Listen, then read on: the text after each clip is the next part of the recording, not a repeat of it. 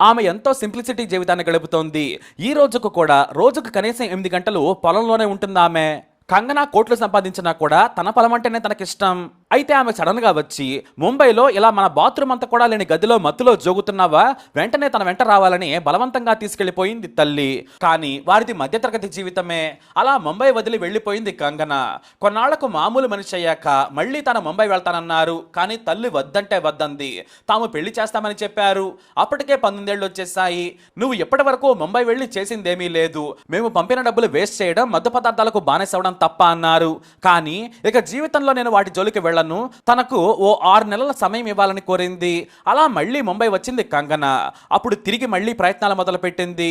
కానీ మళ్ళీ దర్శకులు ఆమె అందం మీద కన్నేశారు. నిర్మాతలు కూడా అంతే. అప్పుడే ఆమె నిర్ణయించుకుంది తనకు మంచి అవకాశం వస్తేనే చూడాలనుకుంది. అప్పుడే దర్శకుడు అనురాగ్ బసు గ్యాంగ్స్టర్ మూవీకి ఛాన్స్ ఇచ్చాడు. సినిమా